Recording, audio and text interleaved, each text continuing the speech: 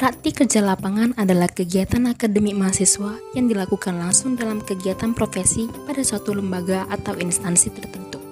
Komoditi yang dipilih adalah kelapa sawit. Kelapa sawit merupakan tanaman perkebunan penting penghasil minyak makanan, minyak industri, maupun bahan bakar nabati. PT Gunung Melayu menanam benih unggul dari Asian Agri yang bernama Topaz dengan tahun tanam 2008, 2009, 2010, 2011, dan 2015. Praktik kerja lapangan dilaksanakan pada tanggal 1 Juli sampai dengan 1 Agustus 2021.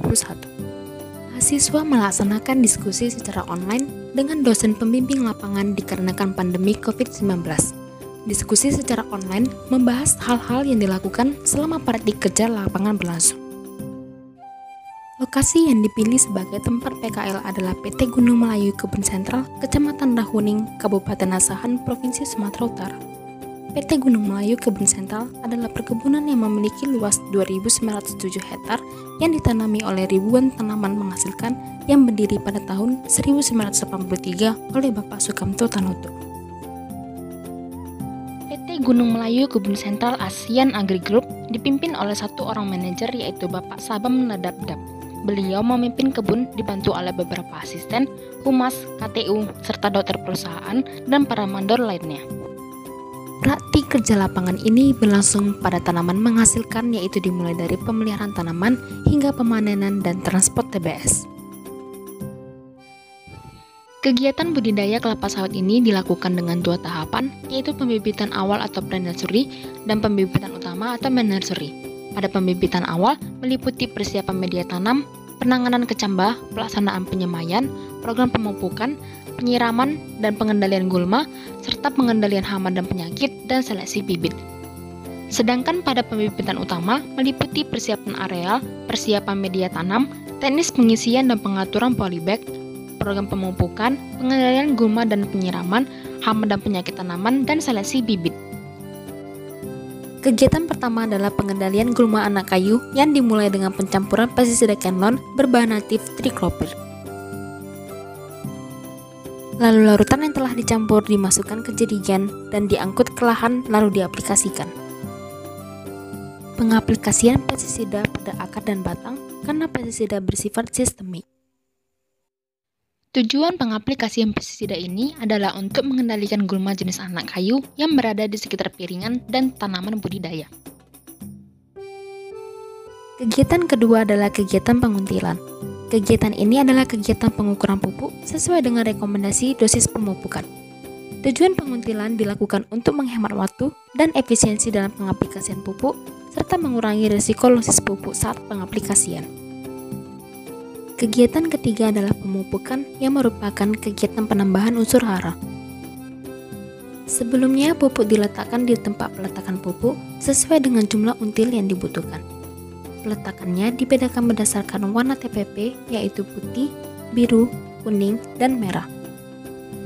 Pupuk yang digunakan adalah yang pertama pupuk AC untuk membuat tanaman lebih hijau, membantu fotosintesis tanaman, dan mendorong pembentukan serta pertumbuhan vegetatif tanaman kelapa sawit. Yang kedua adalah pupuk dolomit untuk membantu memperbaiki tanah pada tanaman kelapa sawit agar kembali pada tingkat keasaman tanah yang sesuai dengan kebutuhan. Yang ketiga adalah CuSO4 berperan dalam pembentukan klorofil atau zat hijau daun pada pohon kelapa sawit. Yang keempat adalah MOP dapat membantu meningkatkan hasil panen. Yang kelima pupuk RP yang sangat berguna untuk mendukung peningkatan produksi sawit. Yang keenam, pupuk kiserit yang bermanfaat untuk membantu fotosintesis dan memacu pembentukan minyak sawit. Dan yang ketujuh adalah HGFB untuk membantu menjaga kualitas tanah dengan cara menjaga kondisi tanah, air permukaan, dan air tanah dari kontaminasi zat-zat lain yang berbahaya bagi tanah dan tanaman. Pengaplikasian pupuk di sekitar piringan dengan jarak 2 meter atau di gawangan mati di atas rumpukan pelepah yang disebut dengan media pemupukan. Tujuan dari pemupukan adalah untuk mencukupi kebutuhan unsur hara bagi tanaman kelapa sawit. Kegiatan keempat adalah FB atau Empty Fruit Bunch yang dikenal sebagai janjangan kosong.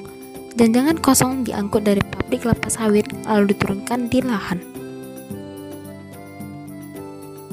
Setelah itu, tumpukan janjangan kosong diangkut dengan menggunakan angkong lalu disebarkan di antara pohon sebanyak 250 kg secara merata dan tipis. Manfaat dari EFB ini adalah untuk menambah kebutuhan unsur hara bagi tanaman kelapa sawit. Selanjutnya adalah kegiatan penunasan, yaitu kegiatan dengan menurunkan pelepah yang tidak atau kurang produktif. Setelah itu, pelepah dipotong menjadi 3 bagian, lalu disusun rapi di gawangan mati tepat di antara kedua pohon dengan jarak 2 meter. Rumpukan pelepah inilah yang digunakan sebagai media pemupukan. Pemeliharaan selanjutnya adalah sensus dan pengendalian hama dan penyakit. Hama yang disensus adalah hama ulat pemakan daun, tikus, dan tirataba, dan penyakitnya adalah Ganoderma. Tujuan dari kegiatan sensus ini adalah untuk mencegah terjadinya ledakan hama. Selain itu, dilakukan sensus predator, yaitu sensus kandang burung hantu dengan jenis Tito alba. Kegiatan selanjutnya adalah LA atau Land Application, yaitu penyaluran limbah dari pabrik melalui pipa ke flatbed. Penyaluran menggunakan sistem flatbed dikarenakan letak geografis perkebunan yang dialirkan cukup landai atau relatif datar. Penyaluran LA ini bertujuan untuk menambah unsur hara bagi tanaman dan juga untuk menghemat biaya pemupukan.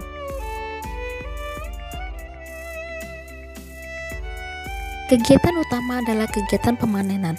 Dilakukan dengan menurunkan buah yang telah matang sesuai dengan syarat panen, yaitu KMP1 memiliki 5 butir brondolan yang jatuh secara alami, sedangkan KMP2 memiliki 10 brondolan yang jatuh secara alami. Setelah itu, brondolan dikutip bersih.